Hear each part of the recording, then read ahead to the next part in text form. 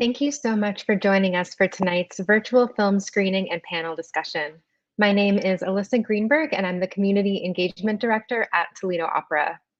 We have convened a very exciting and dynamic group of artists, scholars, and Toledo community members to share their stories ahead of Toledo Opera's production of Blue next week on Friday, August 26th and Sunday, August 28th at the Valentine Theater.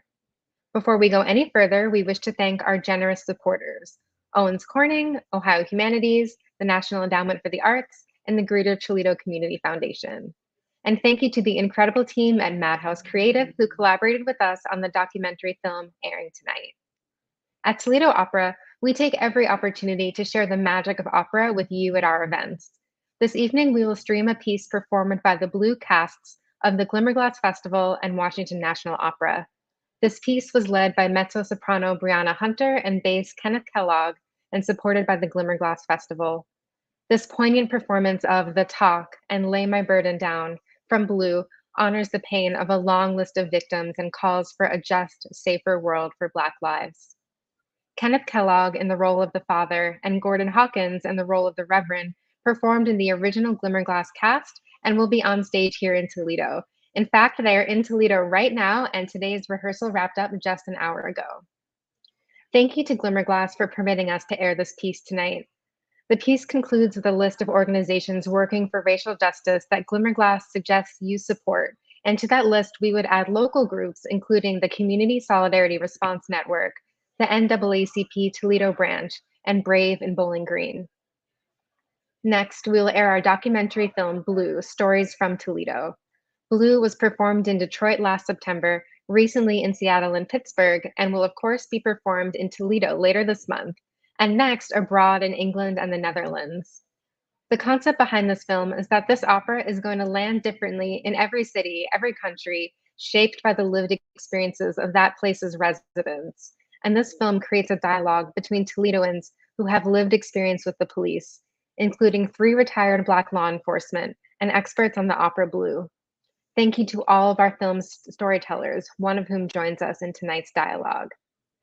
After the films, the next face you see will be Dr. Naomi André, Professor Emerita at the University of Michigan and recently announced as the David G. Frey Distinguished Professor in Music at the University of North Carolina at Chapel Hill, who will be our moderator this evening. Dr. André will be joined by 4 panelists, Tazewell Thompson, who wrote the libretto for Blue and is also directing Toledo Opera's production. You'll see him in the documentary film as well.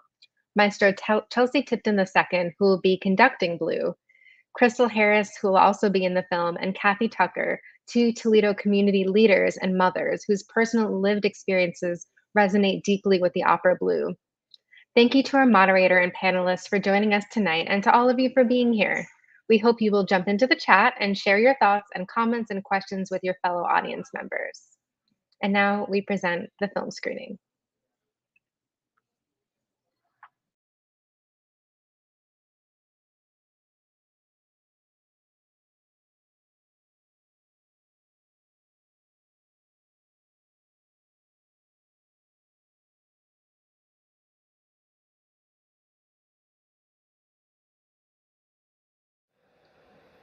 Stay alive.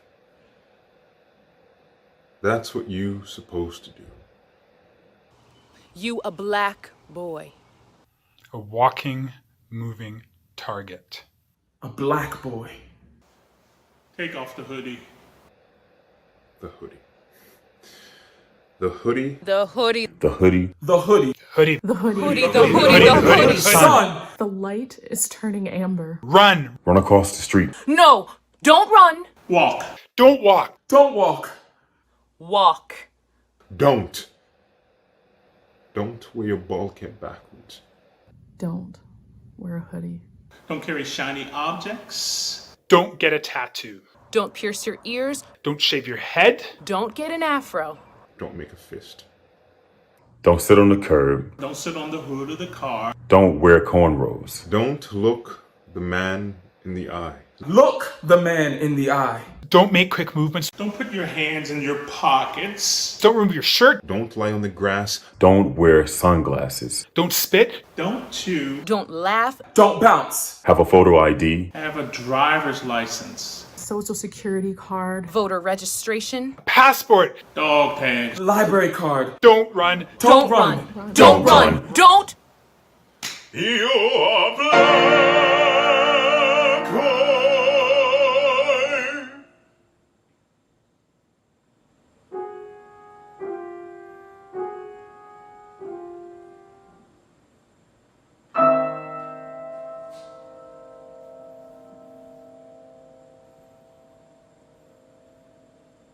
We sing, Christ wore the crown of thorns. Christ wore the crown of thorns. Christ wore the crown of thorns. Trust and bear. Christ wore the crown. My God.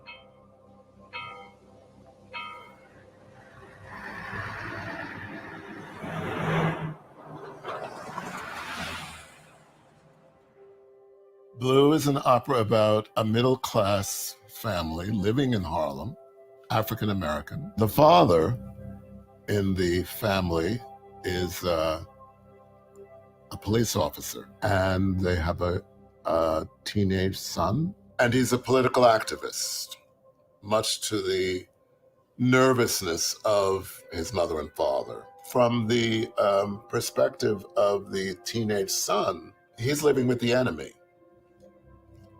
He doesn't quite understand why he says it in the opera, how is it possible that I would have a father who is a police officer? He derides his father, that his father could actually wear what he considers a clown suit for the white man. The audiences will see these Black police officers as human beings who hurt, who love, who cry, who care, who are courageous, who are responsible, who are fathers, who are very concerned, deeply concerned about how they are perceived throughout the community. To me, the story is about what happens, what fate befalls this African-American family living in Harlem, New York City, USA, at a time where Black lives seem to be at a premium.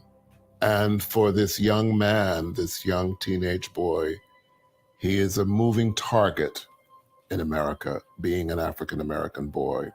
He is an endangered species. This family just wanted to have a life and watch their son become a man, and that maybe their son will give them grandchildren, or maybe not, but that this child needed to have a full life. How will they go on? How will they be able to face a day without their son? It's how the community comes together to support them through love and loss and grief and love and survival and love. James Dickerson. I am a photographer. I walk around Toledo. I meet, tons of people. I talk to them wherever I can because I want to preserve those things and I want to document the Black and brown experience here. A few of us went out because we just had lost like a family member, but we were in there for literally 35 minutes and a fight broke out. My girlfriend at the time actually called the police. There's this natural response when you see, a group of Black people and Mexicans in a parking lot, and their instinct is so reactive. There was a tussle, and I end up, on the receiving end of tasers. So I got tasered 4 times, 2 on each side, and eventually I had my arm broken. I woke up, asking for water, and it's like 3 a.m. at this time, and my parents luckily were there, and several Black folks had died in jail due to tasers. They tried to help me to go get some water because that's all I wanted, and I collapsed in the middle of this hallway from a heart attack.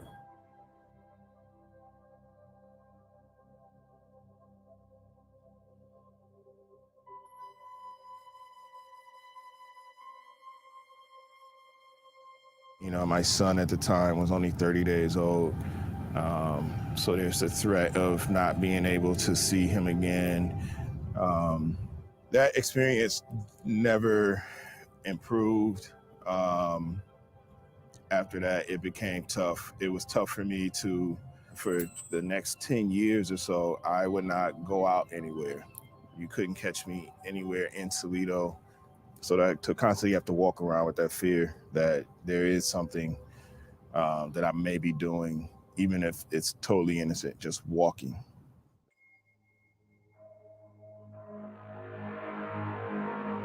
Initially, I've always been involved with anti-police brutality. It was honestly like such a good experience until TPD decided to escalate and continually push their community and assault their community to the point where we did not feel safe in downtown anymore.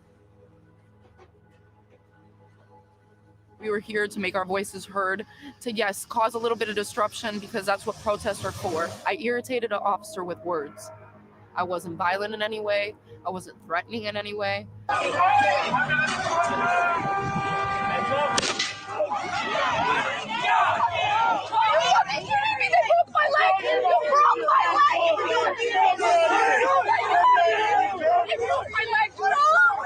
And the officer in the turret waited until he was about 10 feet in front of me to shoot directly at my leg. And I had to figure out how to be a mom again, how to be me again. I felt so lost, trying to validate who I am, validate that I didn't deserve to be shot.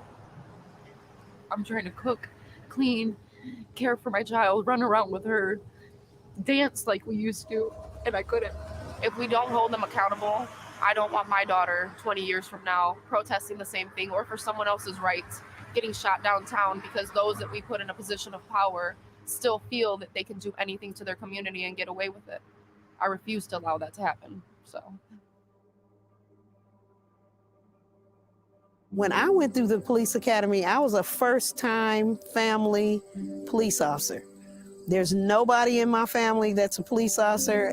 You can go all the way back in my history. I can't find a police officer anywhere in my family. I thought about the kids of police officers that came on the department when we did, that had their dad, their uncle, their grandpa, their mother, their sister. When they left the academy, they could go home and be counseled. I said, we need to create kind of a family for people who don't have the benefit of being, a generational police officer. They had so much adversity from people around them, their friends, their family who, didn't have a very good image of police. My comment to people who would say, why would I want to be a police officer? If you don't, who will? When you're dealing with people of color, you got to have people of color involved in your decision making, because there's some things that could happen that you have no clue about somebody's culture. We walk candidates through the process just like a dad would do his son, or an uncle would do his niece. Our focus is to get more Black officers in the decision-making level of the police department.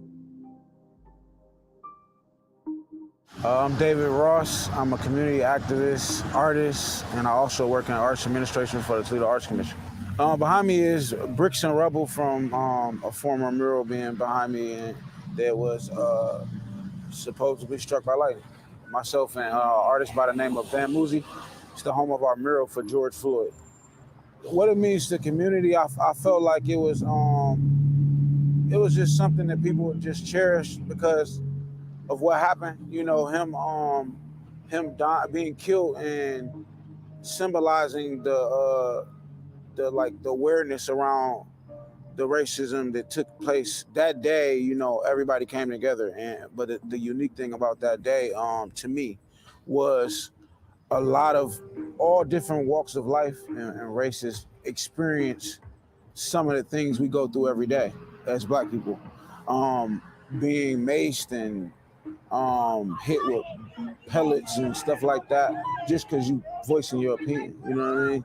That type of treatment was everybody experienced it, but we always experienced it. For me, it was trying to preserve the fact that we all came together to fight for his justice. Somebody called me and said they just blew up they put a bomb on the mural. That's how I got it. And I calmly drove over here, because when that happened, I said to myself, it don't matter if it was the earth, a lightning, or a bomb. The abuse and the verbal hatred and racism that came from this mural, might as well put a bomb on it. It don't matter what did it. Y'all wanted it to be done so bad, you know what I mean? Racial profiling shit be eliminated from the police force. And how do you explain to a kid that a situation, a traffic stop can end and them being, not around no more, them losing their life? On a police officer end, I'm just gonna say that assess your mind to make sure you actually know that every walk of life matters equally.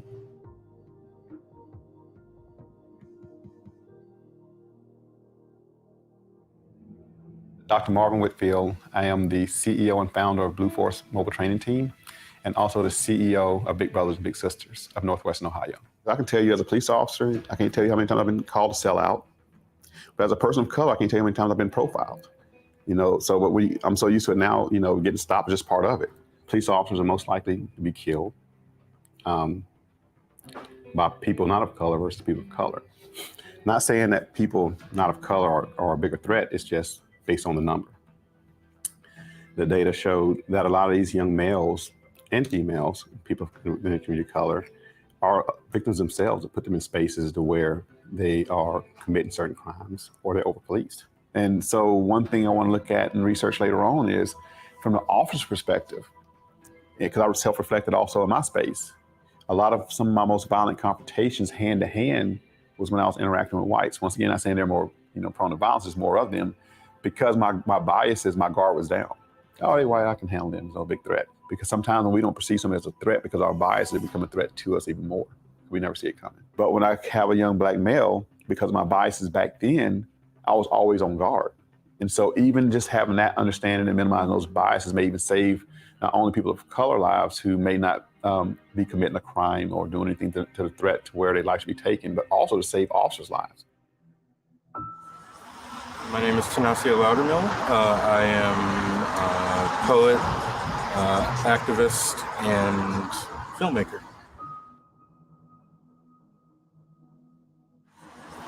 But when it comes to like protests these days, I just kind of take my camera and like, you know, shoot. I saw a police car pull up to the corner at the light. I watched 2 water bottles get thrown at the cop car, and somebody went up and spray painted the back of it. Felt like within the next 30 seconds, a tank showed up and tear gas was thrown while I was taking a video. I had to like put my camera down and in my bag, and you know, 2 ladies that I didn't know came up to me with a baking soda and water solution for me to put in my eyes to counteract the tear gas because I couldn't open them. There was a point in the video where when I was watching it back where it just goes black. Are you on the phone? Right now, yeah, but... With us? I mean, you want to walk this way with us? Sure, thank you. Let me...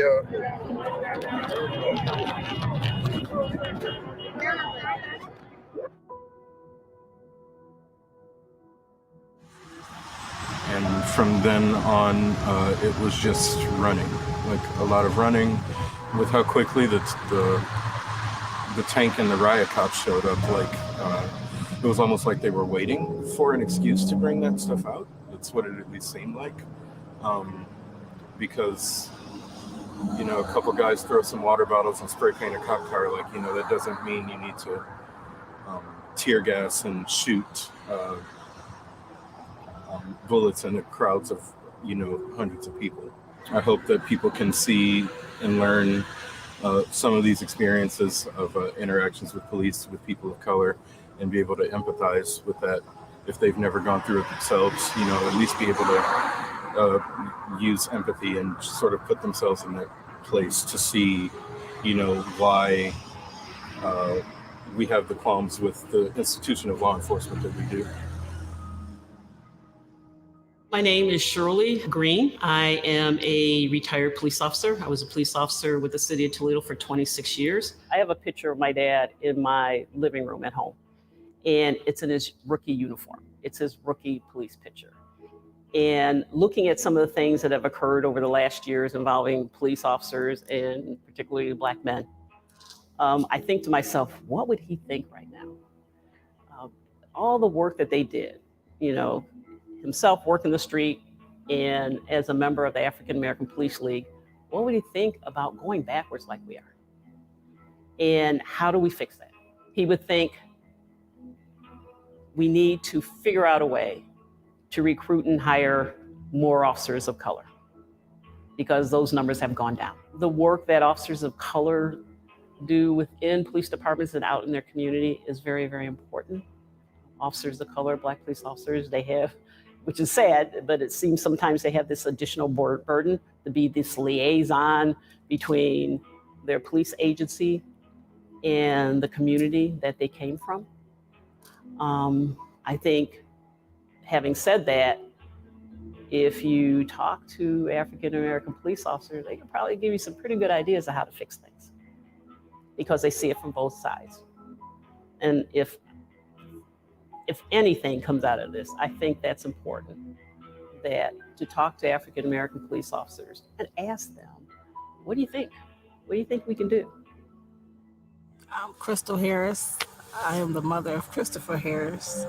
A working mom, raised 4 children by myself. I teach them to love on everybody. Just do that saying of do unto others as you have them do unto you is so solid. Me having 3 black males, my story of raising my babies is different. A lot of my family was out here, of course, but they had this whole perimeter surrounded, cut off. They was going back and forth. They was talking, and the whole thing was my son his whole thing that he kept saying was, there's 60 cops out here with 60 guns. I have 2. And they trying to kill me for writing Jesus is Black on the church. They wouldn't let me come to the front of the house. That's where I wanted to stand so he can see me. He was going through mental illness. He was just now learning, accepting it himself. I wanted the police to see the kind of relationship that me and my family, me and my children have. Because once we come together, he calms down and he'll break down and just cry in a ball and be like, what's happening to me? Again, this is something we deal with Chris in his home, in our home all the time. The police wasn't listening to that. And they told me after 15 minutes of him being quiet and not responding to them is what made them make the decision to throw 26 bombs of tear gas in my home. And again, this one lady officer that I kept communicating with said, ma'am, it's okay. It's okay. It's just the tear gas. It's silent. The thing went silent. After that, all you hear is this ray of bullets. Just pop, pop, pop. I've heard people say that it rips your heart. I feel like my heart, like a suction cup, just said, it took my breath away. I couldn't even say anything. I couldn't do nothing. I could not protect him. I could not. A mother is supposed to protect their child. They took all my rights away from me to protect him. Because a mother knows their child. It's just like having a decent day one day and the next day your whole world changed, but it's spiraling by the minute, going down. How do you grieve? How do you do anything when you got all this happening at one time and I got my kids and I was numb to a lot of things, but I had to make decisions through everything. I had to keep the ball rolling. I had to find a roof for me and my daughter. It's so crazy, but after watching my son be killed on my front porch, my first home that I went out to buy, doors was opening. I'm going to work every day. I'm doing what they say we're supposed to do, I'm trying to build the white picket fence, trying to have, my kids go off to school, start their own families, me one day be able to see a grandchild, all of the above. When we coming up in school, we told that's the American dream. But is it for everybody or not? I live in America. I was born into this place. And why can't my family have the same opportunity if we're willing to work to get it?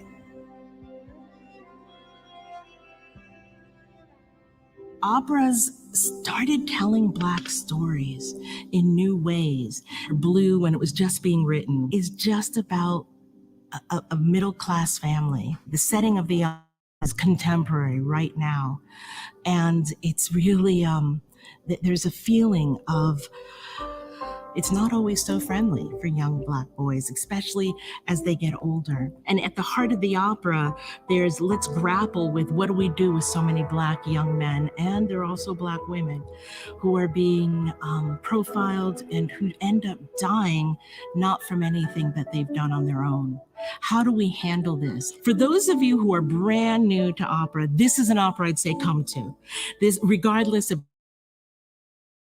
your see these characters who feel like people you might just encounter in your life. You probably know a lot of these people, and they're all Black. And it's amazing. It's wonderful. I'd never seen that on the stage as a Black woman. I didn't realize what I had been missing. This is an opera to come to because it is right about now. Blue is the story of a family tragedy and a national reckoning. Presented by Toledo Opera at the Valentine Theater. Tickets available by phone at 419-255-SING and online at toledoopera.org.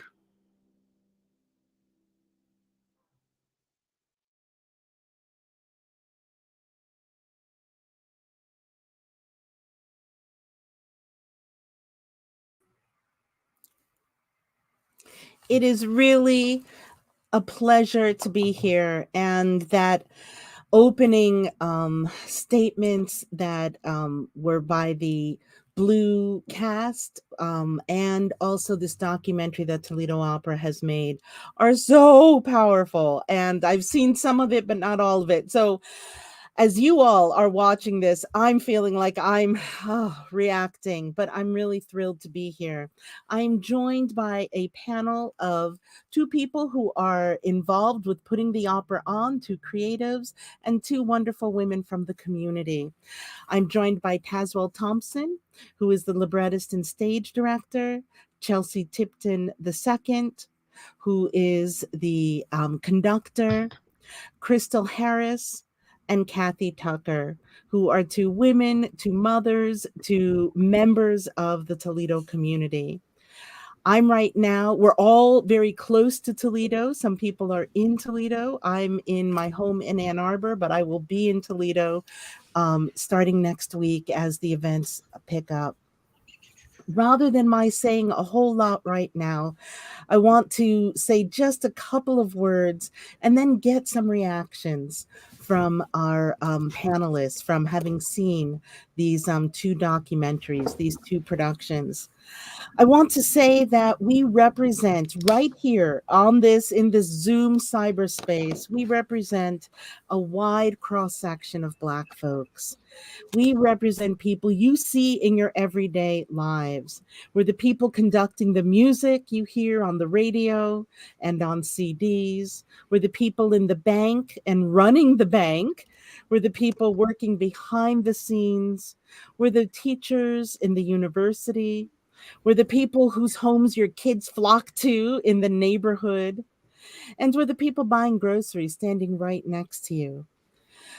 We are a part of the larger community represented in Toledo and beyond. And it is just a point right now for us to talk about this, this opera, the event of it coming up, respond to the documentary, and there will be a time afterwards where people can type in questions and we can get some interaction and feedback. I'm thinking that, and I tried to put a few words in there because those documentaries are powerful, and to have us come down. Tazewell and Crystal, you're in the documentary and you speak so beautifully. Thank you. Chelsea and Kathy, thank you so much for being with us to make this happen. When we got together and spoke a little bit last week about this presentation, we didn't really set an order of who would jump in first. And I'm wondering if I could suggest someone, but I'm wondering if somebody just wants to pop in and say a little bit about who you are in the community and reactions to these documentaries we've just seen. I know it's awful. As a teacher, I know it's tough. Tazewell, I get the sense you were just about to say something. I was. I found the documentaries just staggeringly brilliant and very powerful. And emotionally draining, upsetting, hopeful, humane, inhumane, wildly out of control in terms of where we are as a country and how we are not appreciated as a people, the fragility of Black life, the unitedness of Black life, of neighbors, of friends, and of shared experiences. Many of those shared experiences are unfortunately tragic. And there are dreams and hopes and wishes that are dashed to pieces. And yet we, as Maya Angelou would say, I hope it's Maya Angelou, and still I rise. Yes. And I rise. And it has been very difficult for me, just personally, because I live in Harlem. I'm here now in Toledo, which I love being here because I love my cast at Toledo Opera for Blue. Extraordinary, talented human beings, artists who are so touched by what they have to sing because they know these people. But in my community of Harlem, during the pandemic, I live across the street from a resident home for retirees and for those who are too old to fend for themselves.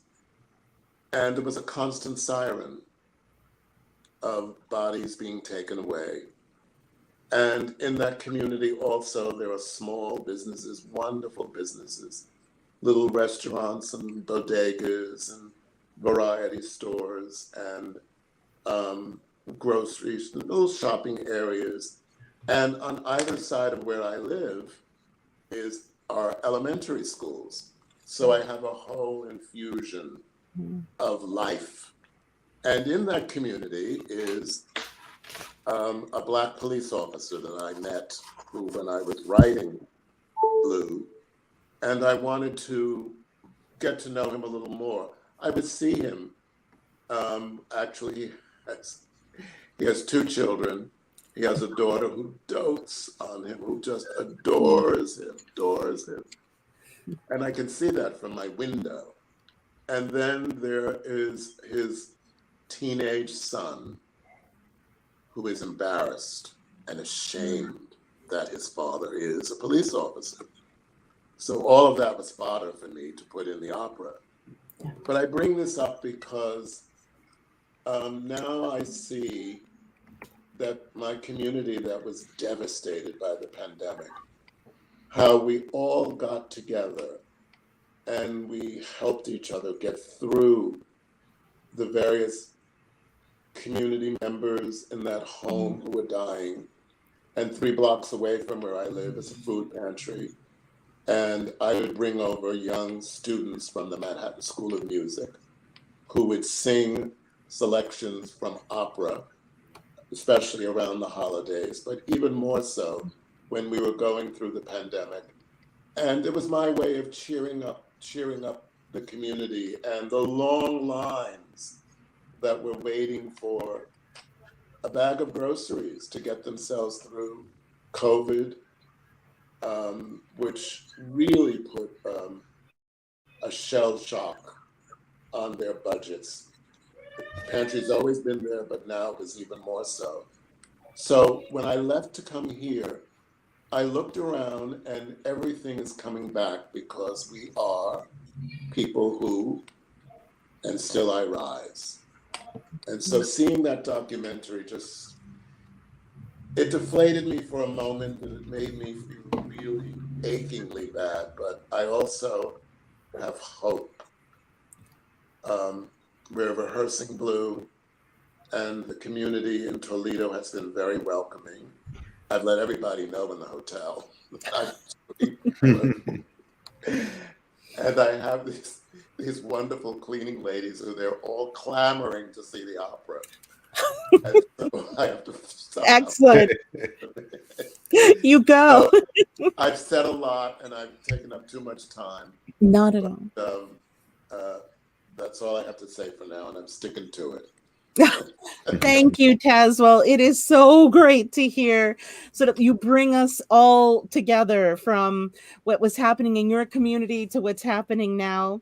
Please feel free. There's a chat, I think. So if people want to put comments in, feel free, because we want to get other people's voices. I'm wondering where we should. Oh, sorry. I was on the private chat. I'm on the comments now. Yay. Thank you, people, for writing in the comments. And please feel free to do this.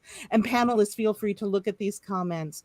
I'm wondering if we want to go to Chelsea to talk a little bit about the opera, or Kathy or Crystal. Do you want to give a little bit about being in the Toledo community? Who wants to jump in next? I will say, can you hear me by chance? Yes, we can. You're okay, great. Good. I was having a few little audio problems a little bit earlier. First of all, it's wonderful to be back in Toledo. I was with the Toledo Symphony for 7 years as their resident conductor. And so I didn't work with the opera at that time, but Toledo was a transformative time for me when I was here as a conductor. And so I've been gone for about 12 years. I live down in Texas now. Outside of Houston, and to be back here and to be part of this experience with Tazewell and the opera company here has been just remarkable.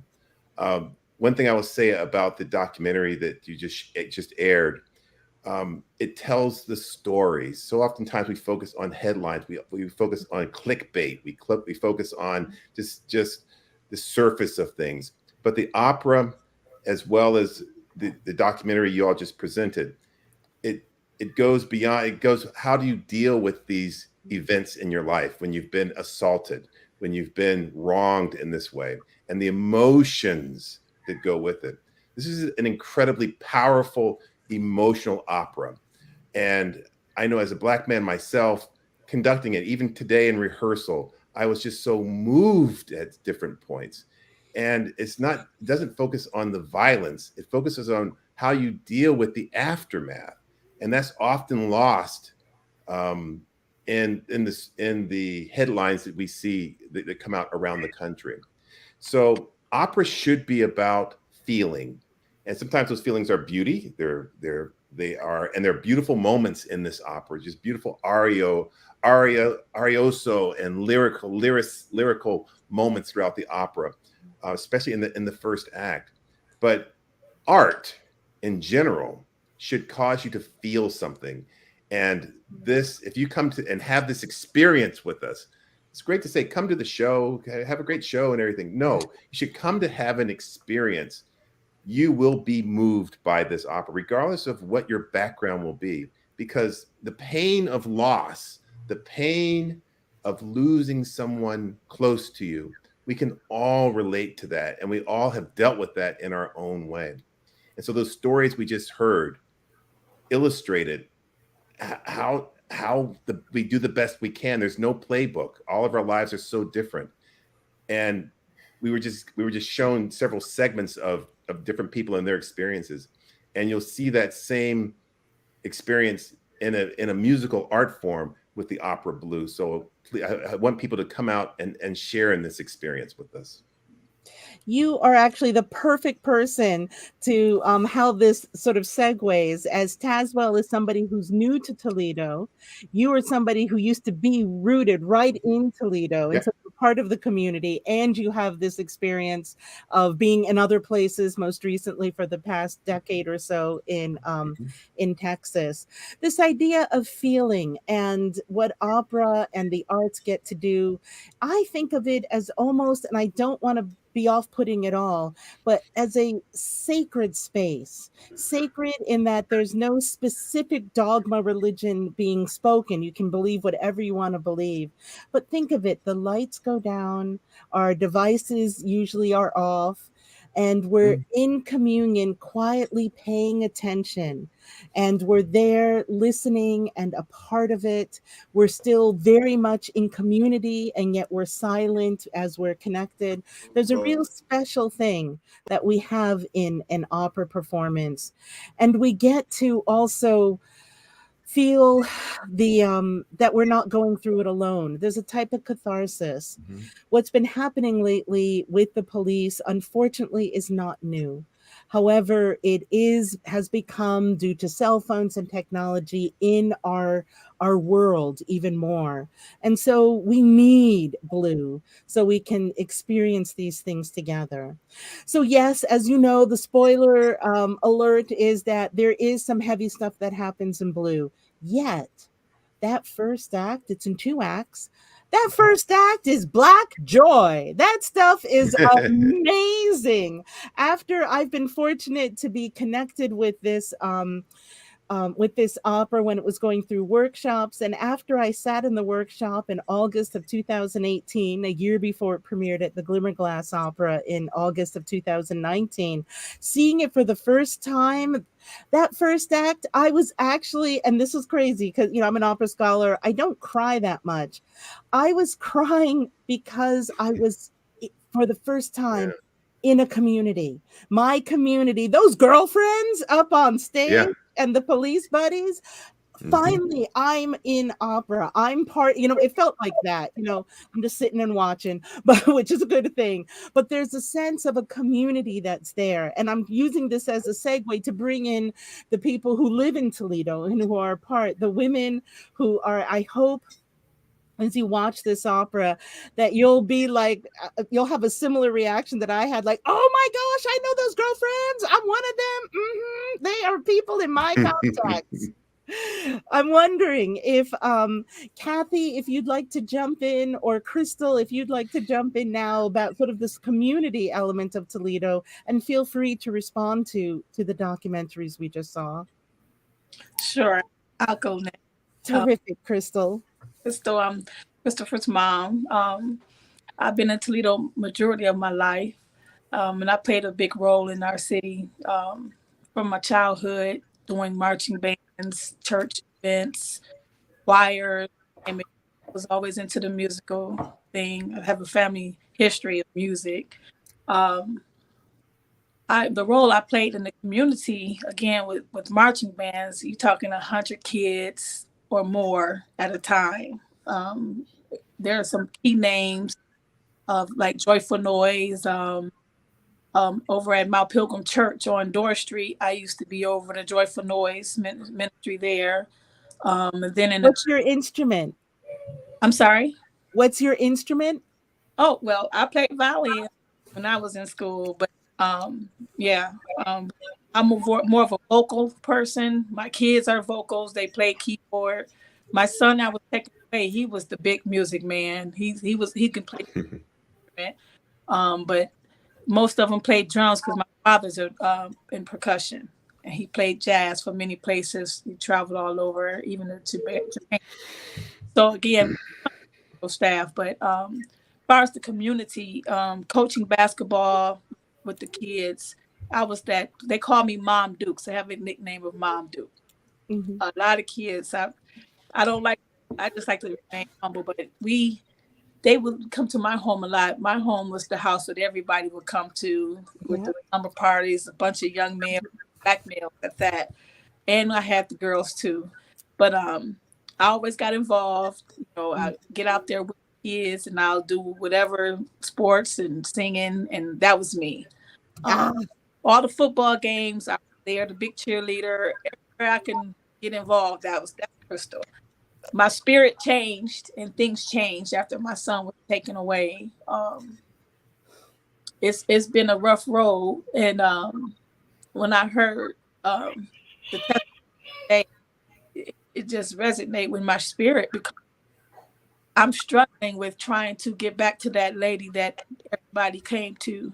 I was like a safe house in the community to a lot of kids in so many ways, and it's difficult because when you trying to prepare, you want to give resources for people to go to, Yes. And at one point, I would call the police to come and help. And I'm struggling with calling on them to help with anything because of how things was handled. So it's a struggle for me, and I'm staying in prayer to God to continue to move in my life. And it's the way my son lived his life is that keeping me humble and keeping me focused and my antennas up, praying to God walk me through this process because it's been difficult.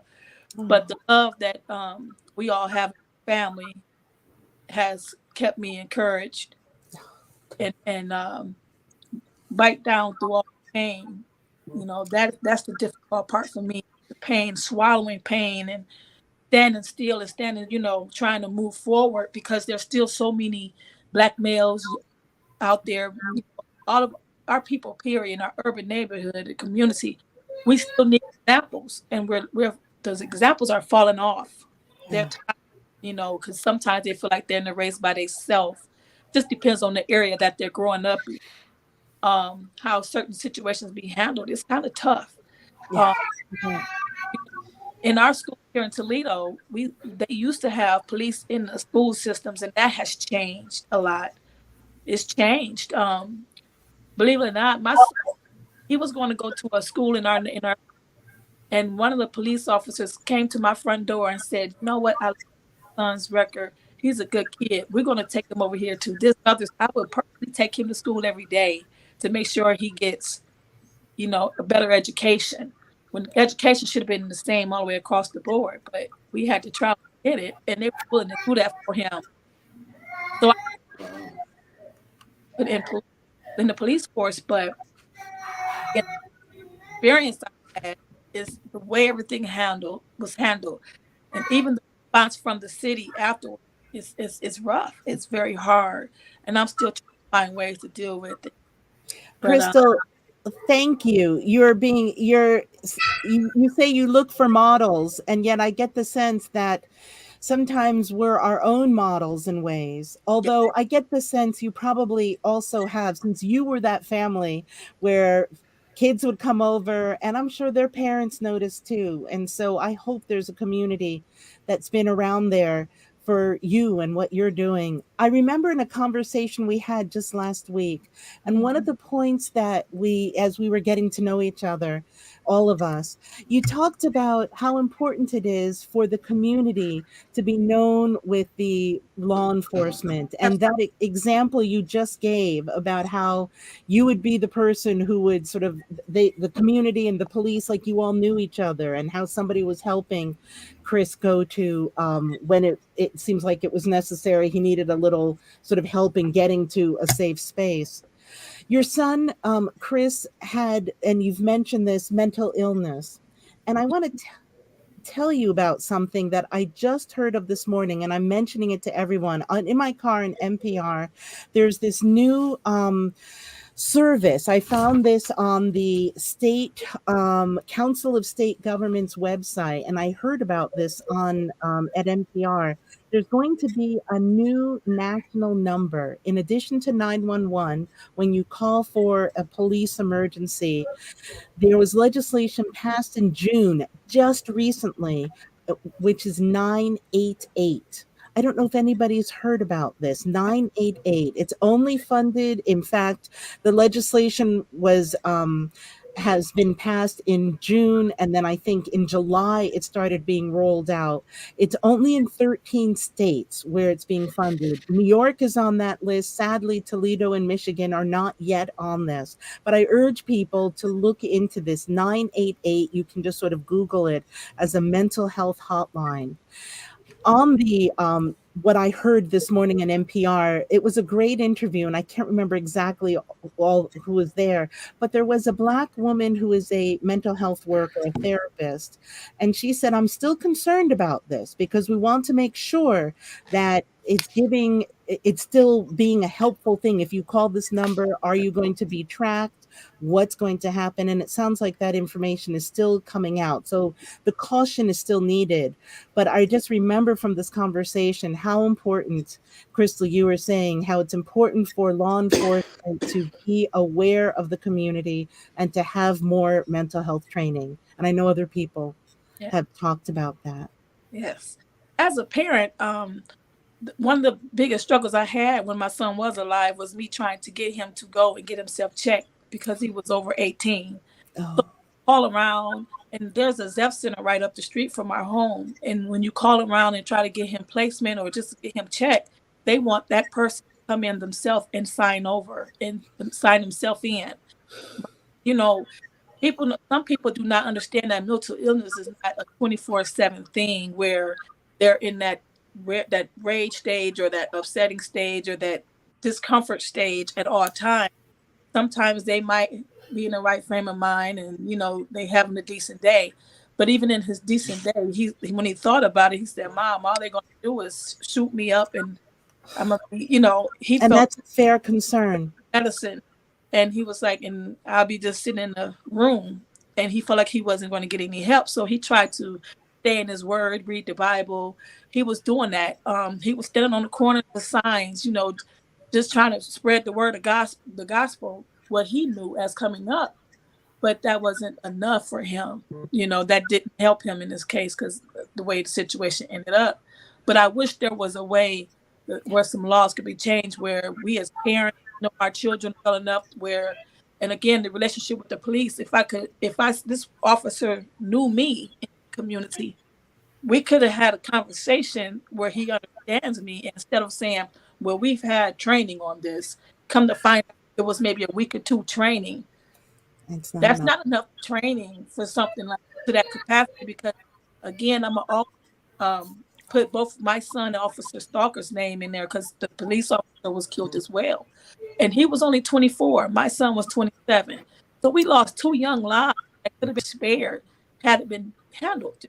I strongly feel that way.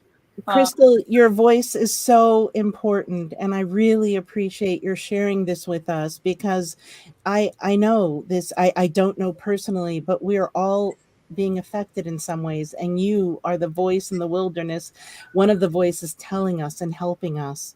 I see in the comments, thank you, Janelle and Petronella, for talking about the possibility of this 988 line. I think it is connected with suicide prevention, and I think it's a beginning of maybe addressing some of these issues.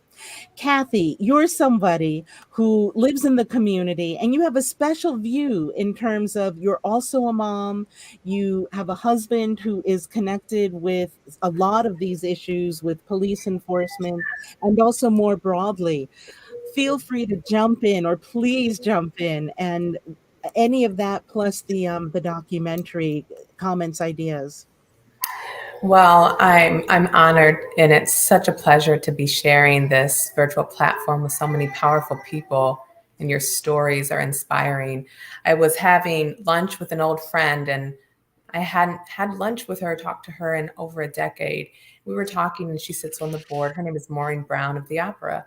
And just in talking, she brings up Blue, and she's explaining to me the storyline. And I immediately froze because my husband, he is a African-American police officer who recently early retired, but he was the first and only African-American officer in his department.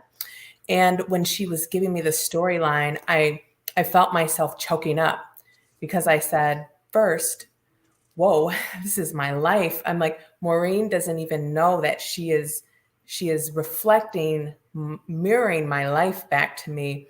But then it hit me. I said, the brilliancy of placing this in an opera, because the emotional, laborious, it's so intense to be Black and blue. And it could only be all of these emotions that Crystal's talking about, that Tazewell is talking about, that I will share, can only be quantified in the form of art and opera. You cannot articulate it. And most certainly the Black man, because of everything they've been through in the outer Teflon shell, they are forced to walk around with in society. They cannot articulate the feeling. And when Maury was telling me about the wife, and there's also that dichotomy there. I see my husband and how proud he is to wear the uniform. But I see when he comes home, and I think the way that he describes it is really chilling. And it's like a broken man who is trying to hold all of these cracks together. He grew up in Toledo, in a neighborhood where when the crack epidemic happened, and he acquired PTSD at a young age because of what he saw and experienced. And he should have, I was just saying this a few days ago, I said, you should have died 12 times over. But not only did he move forward and not succumb, because he should have. All of these young men you see, they don't have a choice. You think they have a choice, they don't have a choice. It's easy to say. But somehow, and I believe because of the strength of his mother, he persevered. And then he put the uniform on. And it sounds good. But I know what it's like when he comes home, and every night I'm having a pep talk with him. I'm like, you can do it. You can go to work today. It's okay. And I'll tell you, the turning point is I could tell it was tough, and I could see it busting through the seams. And I'm like, okay, how do I help hold them together? And then when George Floyd happened, when I tell you, I'm like, I don't think he can go back to work. And he's looking at me, he's like, I don't know if I can do it. It's not because I don't love my community. He said, Kathy, it's hard. He says, how can I put this on? How can I put this on and go back? But then he's like, how can I not? So when you think about that first documentary that came up, I think this is what I say about music. All of the voices that you're hearing, the emotions, that is what it feels like. We have 3 Black sons. I have a 10-year-old son, okay? He weighs 108 pounds, wears a size 8 in men's. He's pure body mass. And he just asked me the other day, he says, I want to get locks. And it's crazy the things you have to think of. And the first thing I feel is fear. Because I said, I don't want my kids thinking I don't want somebody or the police or anyone thinking he's some grown man and see him as a threat. He was born on Earth Day. I think about the child who's in the opera, and I see my child. He's born on Earth Day. He's an activist. And lastly, I'll wrap up with saying that the conversations that happen in our home are ominous. It is. I think about how my son asked me to take his toy guns outside, and I say no, because I don't want someone to mistake that for a real gun. My husband takes a jog in the morning.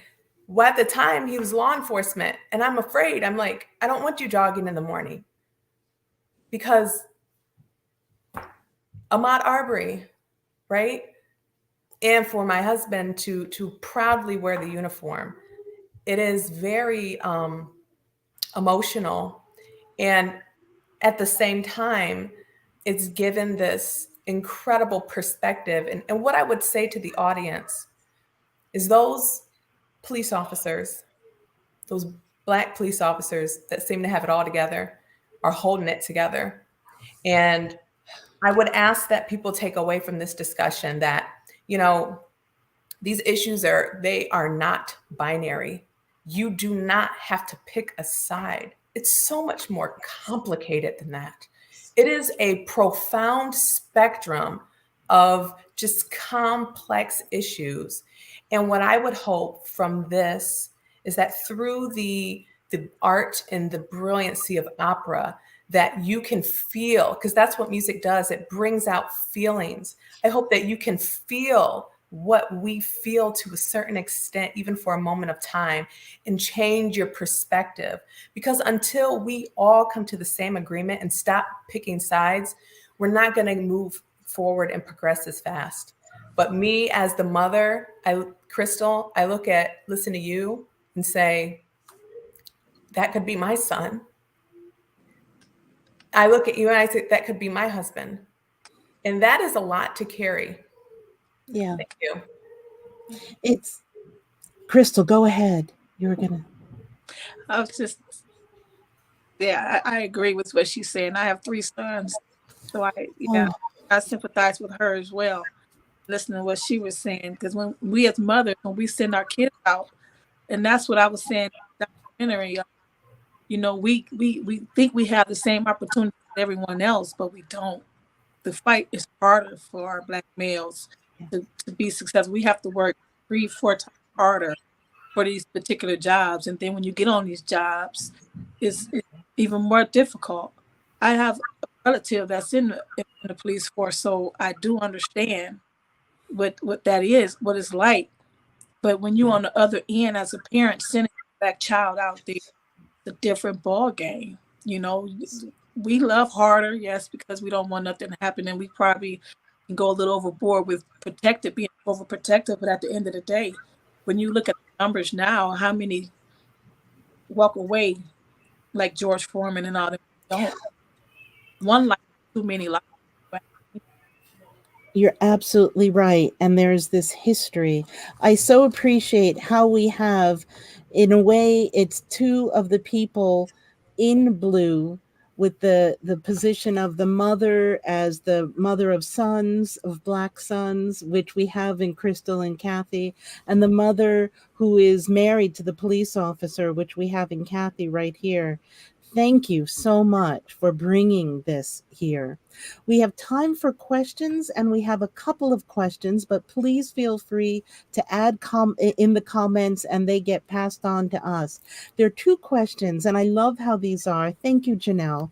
One is for the people on the creative side, Chelsea and Tazewell, the things you learned while creating this opera. And Tazewell is, just to keep everybody fresh in people's minds, because I know you read bios and it's hard to know. Tazewell is both the librettist, the person who really crafted the story, and he's the director. So he wears two hats. This is his first libretto, but he has been working in the theater for a long time, writing plays, conducting plays, writing other sorts of texts. So he's no newcomer to writing how we live, writing the experience and sort of pulling that out. Chelsea is a conductor, and what happens with the performing arts is that you embody it, unlike a book or a picture where the audience today encounters that.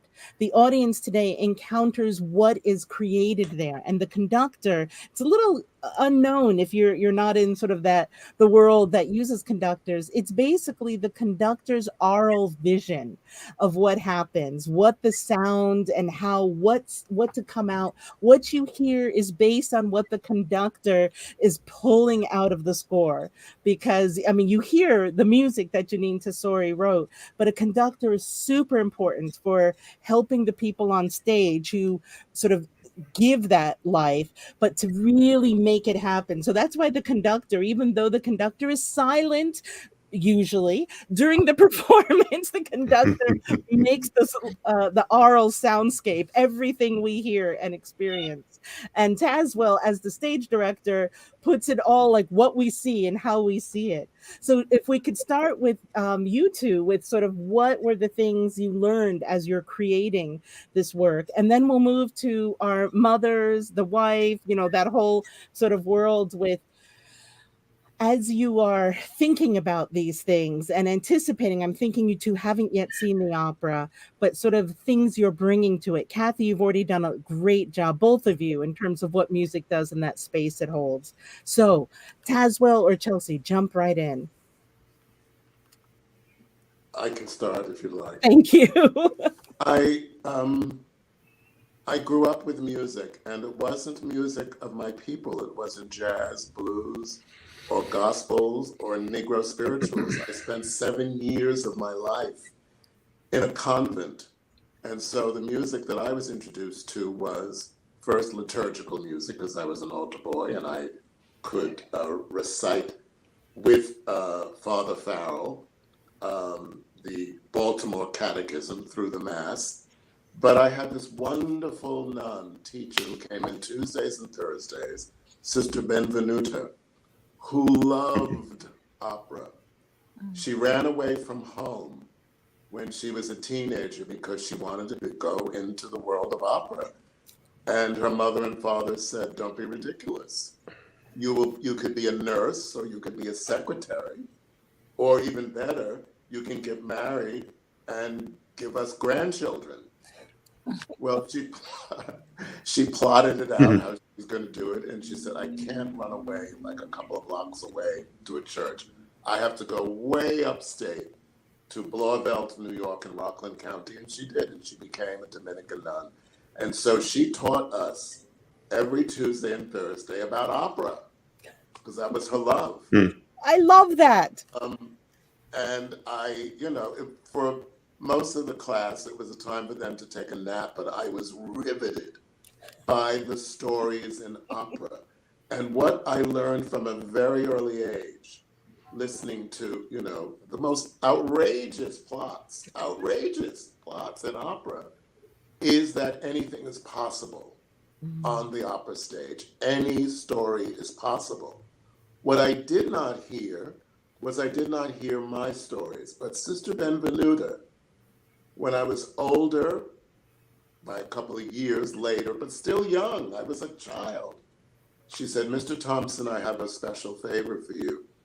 And she said, come to my office. And I thought, this was her coded way of saying you're in trouble. But no, she introduced me to Paul Robeson and Marian Anderson and Leontine Price. And she took out this, I say it's beautiful because it was, these old RCA Victor records that are shiny and you can almost see your face in it. And she said, I'm going to put this down and listen. And it was Porgy and Bess.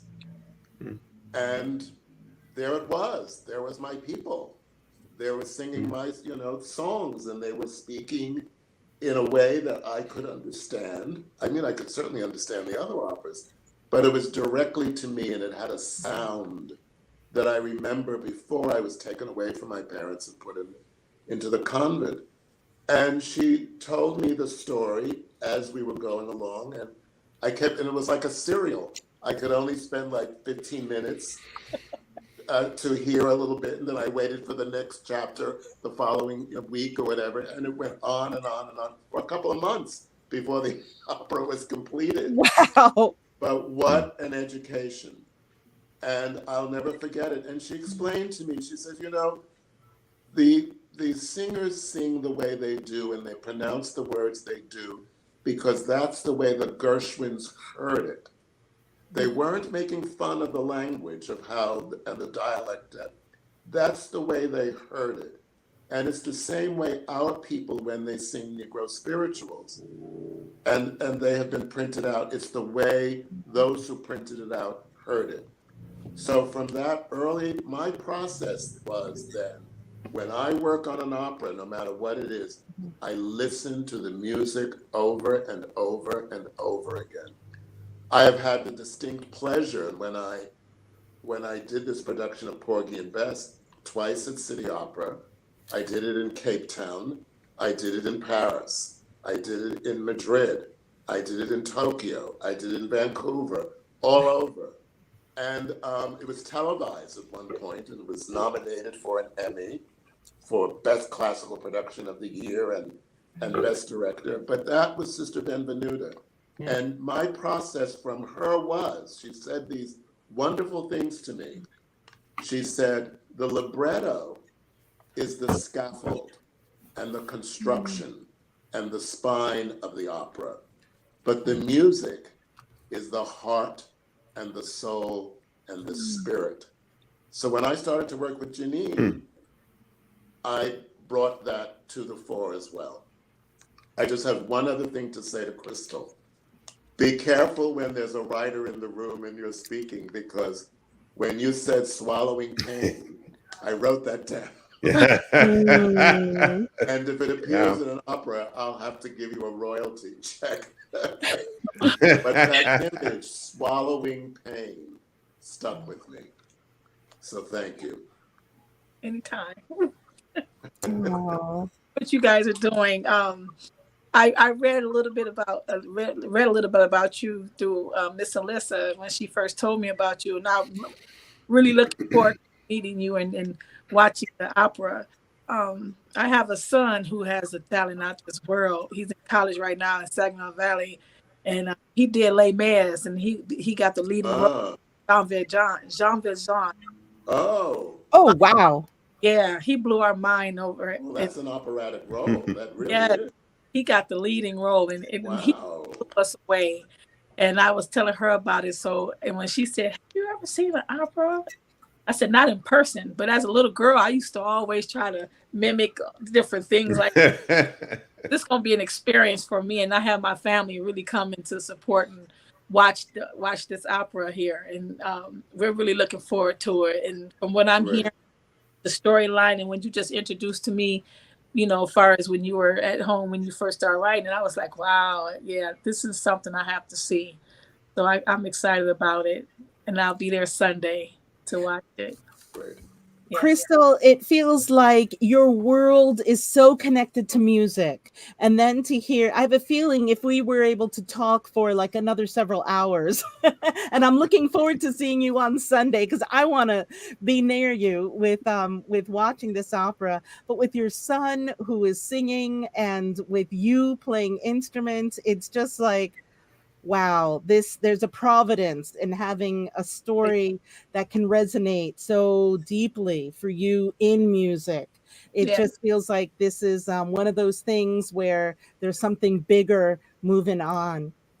Kathy, did you want to jump in about seeing this opera, or sort of things you're wondering about, or any anticipation? Well, I think there's a lot of anticipation from the moment that I learned about the opera and just the accuracy of the narrative. But again, as I mentioned earlier, what you can do with music to bring it to life is phenomenal. So I myself have always loved music, and I have never been to an opera. And I cannot Good tell stuff you waiting for you. how excited I am. My husband's been to operas, but I have never been to one. How excited I am for my first opera to be Blue, and the incredible creation behind this and the sheer authenticity. And I want to thank you, Tazewell, thank you, Chelsea, because I was writing some things down, and one of the things that I always say to people is, we as a people are always begging and pleading people to hear us and feel us. And I want to thank you for creating an entire whole thing around this, where people are going to hear and feel our stories to their bones. Because that is what music does. It doesn't matter what color you are, what language you speak, how old you are. It is something in the universe that taps into that. And I believe that your opera will be a breakthrough for so many people to feel something that they never thought was possible. I can't wait to see it. I'm excited. And I just want to thank you. Oh my goodness, Kathy, the chat is beginning to blow up 100%. Yes, thank you. I'm so excited that we've got two people here who haven't been to opera before. So this is just, there's opera for everyone. I've loved opera. I want to share the goodies. And with stories like this, it really is for everyone. Chelsea, jump right in. Forgive me for jumping in. It looked like you were about That's to say okay. something. It was interesting to hear what Tazewell said, that he focuses on the music when he works on opera or listens to opera and that type of thing. And I'm a symphonic conductor. And when I had this opportunity to do Blue, I focused on the story. I really wanted to understand the story, because the music, that's my thing. And I feel very comfortable in that language and everything. But words and text and story and context was what I wanted to have the deepest understanding.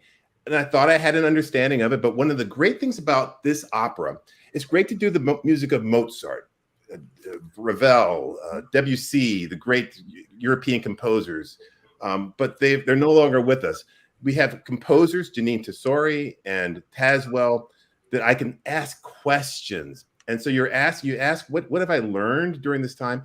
Watching Tazewell explain the story and in the context, I can understand the words that I see in the libretto, but to hear him explain things and the details and the reasons why has been just really eye-opening for me. That's why I love working with living composers. You can ask them, what did you mean in this section? Why did you write it this way? What inspired you about this story? And to have the writer of this particular piece here with us has been just really eye-opening for myself and for the cast. Last thing I'll say is that conductors and playwrights and composers, we come at music or our art from opposite ends of the spectrum. Tazewell starts with a blank sheet of paper, essentially, and he adds words and words and layers and layers and layers, layers over the course of 6 months, over the course of a year, 2 years, and then he has the entire piece. I, as the conductor, I'm going to try to interpret the piece. So I get the whole thing, I get all the notes, I get all the words and everything together, and then I'm trying to take layer and layer and layer and layer away and organize it so that I can understand the essence of it. So when we have the composer, I can call up Janine Tesori and say, what was your thoughts here? Or why did you write it this way?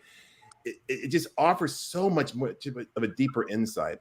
So in the symphonic world, in the classical music world, we want to hear our war horses. We love our Beethovens and our Gershwins and Dvorak. We love those things, but we can't just rely on that. We have to also be making new music, new opera, new concepts. And what's so great about this opera is it is about what's going on today in our society.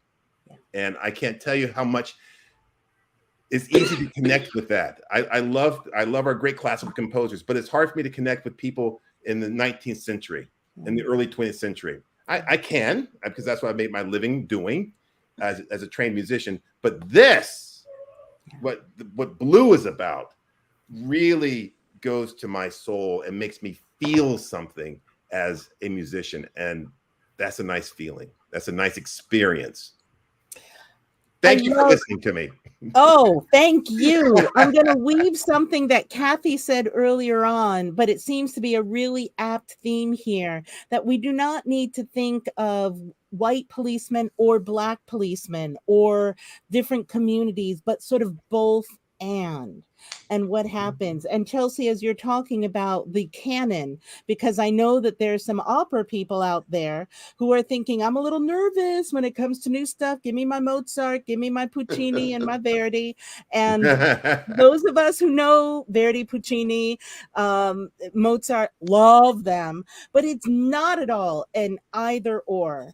It's really exciting when we can have something that speaks to us, that the person, the people who created this were living in our time.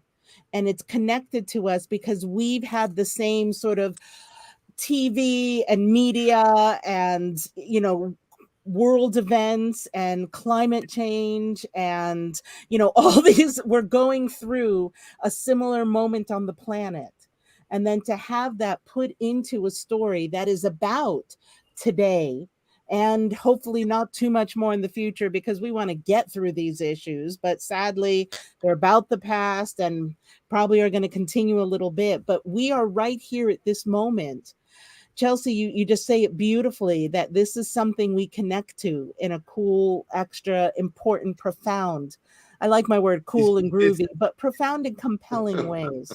It's universal truths. And even though we don't have universal experiences, but you're right.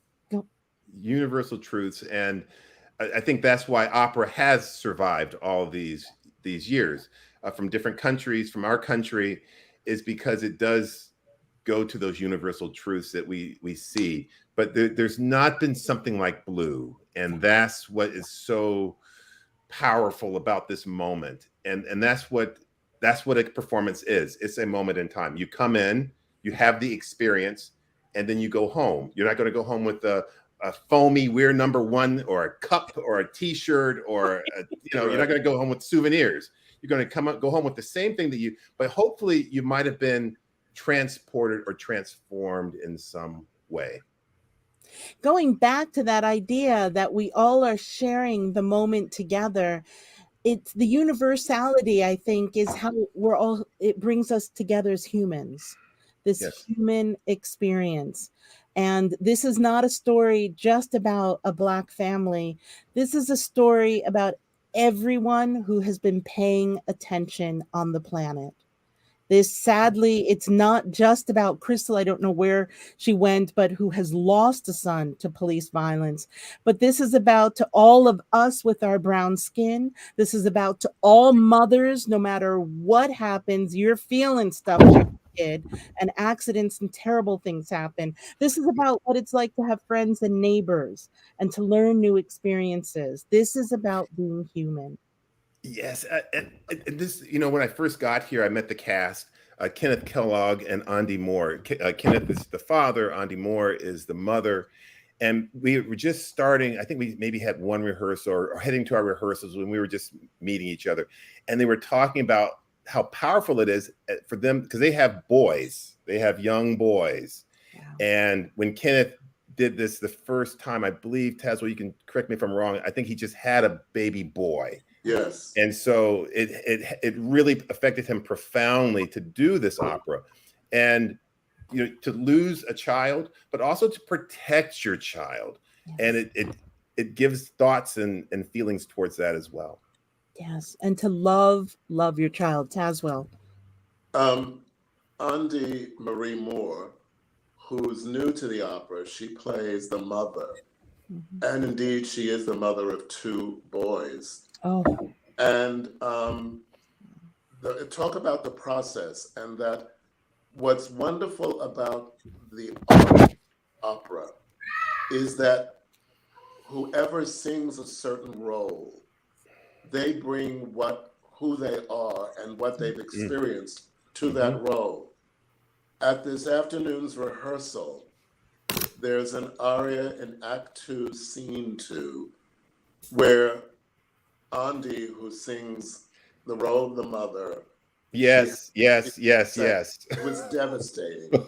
And because she's a mother in real life, and this was about losing her child and begging God, begging anyone, please bring my child, my baby back to me.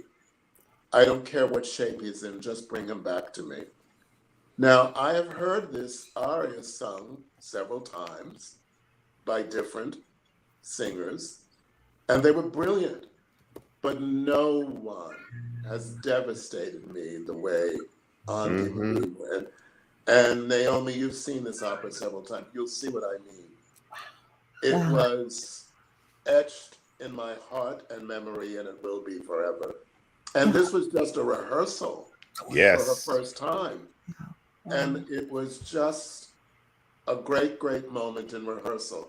And that's what I also love about what we do, what Chelsea and I do, is we're in a room and we have to have an immediate family with this cast, and we do, and it deepens, and they bring their training and their coaching and their life experiences, and then you're transformed. Oh, thank you for sharing that with us, because once you've been to this opera, it sort of stays with you. And I'm transformed seeing that opening bit. I hadn't seen that before, and I was so glad there was the other documentary, which was powerful, but I had seen it, but I was just like, the tears were coming down. It is so powerful what you've given us. I noticed that we are a little over time. I am a terrible moderator because I just don't want to stop. And I want to, hopefully, Kathy and Krista will also hear this, but I want to thank you all for sharing this. These are hard topics. Usually when I moderate a panel, I sort of call on people individually. And I know it was hard to say who wants to speak, but I did that deliberately because I wanted to give you the space to speak when you were ready. And I want to thank you for sharing and opening up. There's a huge amount of emotional work that goes into, you guys are artists, and so you're so good at performing it artistically, but also talking about it is very hard too. So thank you for that space and sharing this with us. I cannot wait to see you both in person next week at these performances. And I want to encourage everybody who's watching this, and even in the future, if you happen to see this, go see a performance of Blue. See it in Toledo on the 26th and the 28th. Of this year. In the chat, there is something that says, where is it going next? And I think that, Tazewell, is it going to the Netherlands? To the Netherlands, and then to Washington National Opera in DC, Great. and then to the English National Opera in London. And there are other companies that are negotiating, and I'm too superstitious to mention who they are. Well, this is just getting going because the pandemic sort of shut everything down. But I have seen it in Detroit at the Aretha Franklin Amphitheater. Last September, I got to see it in Seattle, and now in Toledo. I will see it whenever I can. And I will even try to use some of my professor research funds to fly to see it. I don't know if I can make Denmark yet, but this is an opera that you get to see and live through. Thank you. I am a few minutes late, but I'm going to pass the microphone back to Alyssa. Thank you and thank you, Crystal, and thank you and Kathy for being with us. Thanks, Alyssa. Thank you all so much. Thank you to everyone for bringing who you are to this conversation. Thank you to everyone joining us tonight, and to our incredible presenters, Dr. Naomi André, Tazewell Thompson, Maestro Chelsea Tipton II, Crystal Harris, and Kathy Tucker. A huge thank you to Stephanie Elton, who produced this live stream behind the scenes, ensuring everything ran smoothly. The recording of tonight's panel will be available online soon on Facebook, YouTube, and ToledoOpera.org. To learn more about our other upcoming events, please follow Toledo Opera on Facebook, Instagram, and Twitter, and subscribe to our YouTube channel. To sign up for our monthly newsletter, click on ToledoOpera.org and scroll to the bottom of the page. If you enjoyed this virtual event and would like to share your feedback with Toledo Opera, please email me at agreenberg@ToledoOpera.org. Now, if you didn't RSVP for this event but would like to share your feedback with us, please email Luke Serrano at lserrano@ToledoOpera.org, or follow the link to the survey. Oh, I'm not going to put that in the chat, never mind. If you'd like to order tickets for Blue, please call our box office during business hours at 419-255-SING, or order tickets online at ToledoOpera.org. Our upcoming events are Blue Day at Mott Branch Library on Thursday, August 18th from 9 a.m. to 4:30 p.m. Preserving the African American Legacy in Law Enforcement, also on Thursday at 7 p.m. in collaboration with the African American Police League Toledo Police Museum. And you can RSVP to that event on Eventbrite. Finally, our documentary film, Blue Stories of Toledo, will air on WGTE on Sunday at 10 a.m. and 6 p.m. That's Sunday, August 28th. You can see Blue at the Valentine Theater on Friday, August 26th and Sunday, August 28th. And last but certainly not least, the Blue After Party with the cast and creatives will be here at Toll House on Friday, August 26th at 10:30 p.m. Again, thank you all so much for coming. And you know what? I will put the link to the exit survey in the chat. So thank you all for coming. Have a great evening.